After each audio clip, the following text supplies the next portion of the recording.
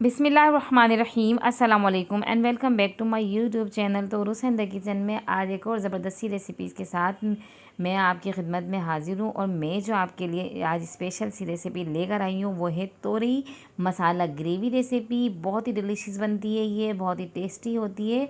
और जब आप इसे एक दफ़ा बनाएंगे ना तो बस आप बार बार बनाएंगे इसे, क्योंकि इतनी टेस्टी होती है ना कि घर वाले भी फरमाइश कर कर के बनवाएंगे। तो ऐसे ही मेरी रेसिपी के साथ जुड़े रहें। चैनल पर नए हैं तो चैनल को सब्सक्राइब कर दें, साथ ही बेल आइकन को प्रेस करें। तो चलें वीडियो हम स्टार्ट करते हैं।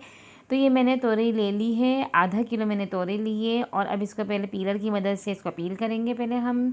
और तोरई देख के लें कि अच्छी सी हो, हरी हरी हो, पीली ना हो, ज़्यादा पकी हुई ना हो। तो उसको अच्छे से उसका छिलका सारा जो है वो रिमूव कर देंगे। ये देखिए सारी मैंने अच्छे से मैंने छील ली है ये। और उसके बाद हमने इसको करना है कट।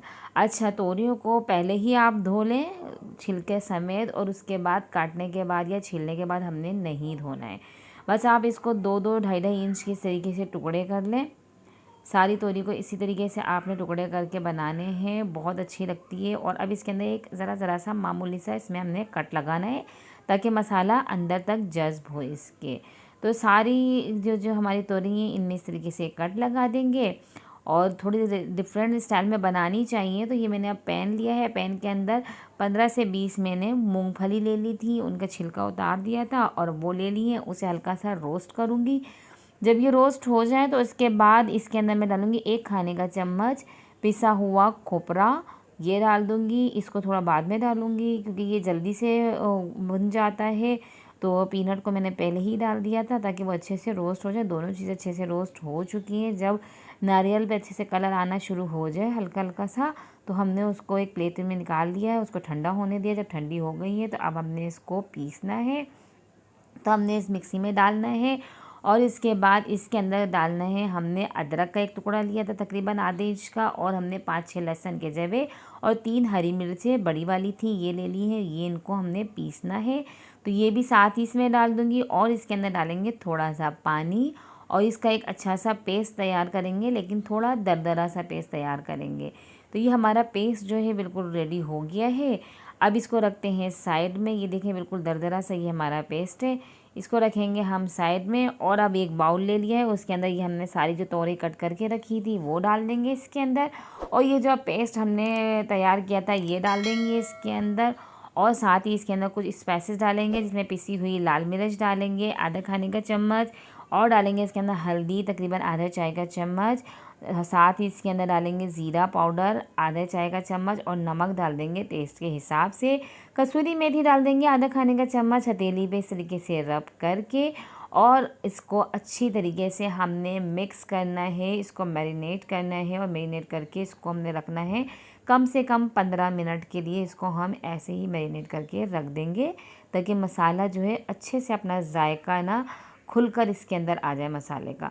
तो अब ये मैंने कढ़ाई ले ली है, और कढ़ाई के अंदर मैंने डाला है तेल तकरीबन 4 से 5 खाने का चम्मच कुकिंग ऑयल ले लें। ज़ीरा डालें उसके अंदर। ज़ीरा को हल्का सा क्रैकल करने के बाद एक प्याज ले ली थी, उसे चॉप कट किया है, और इसे हमने करना है फ्राई।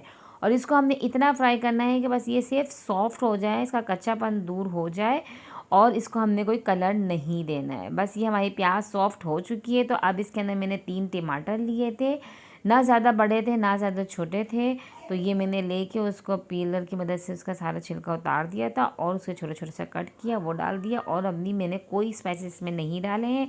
कवर करके इसको पकाऊंगी ताकि हमारे जो टमाटर हैं वो अच्छे से सॉफ्ट हो जाएं।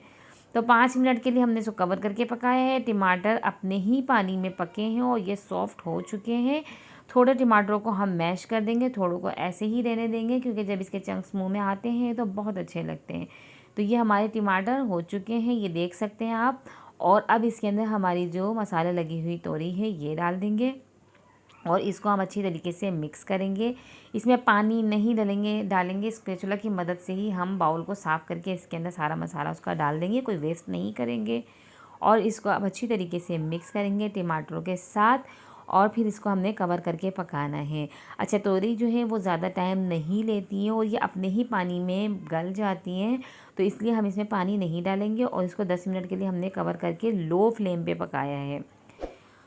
तो 10 मिनट के बाद ये मैंने कवर जब हटाया है तो देखिए ऑयल रिलीज़ होना शुरू हो गया है और मसाला इतना अच्छा सा बन चुका है इसका। ये इसने अपने ही पानी में पकी है। तोरई हमारी बिल्कुल सॉफ्ट हो गई हैं, गल चुकी हैं और ये बिल्कुल रेडी हैं। तो अब इसमें थोड़ी सी खटास के लिए हम डालेंगे नींबू। अगर आपके पास नींबू ना हो तो आप दही का भी इस्तेमाल कर सकते हैं। और डालेंगे इसके अंदर पिसा हुआ गरम मसाला, तकरीबन आधा चाय का चम्मच है करीब, और गरम मसाला एंड में ही डालेंगे हम इसमें।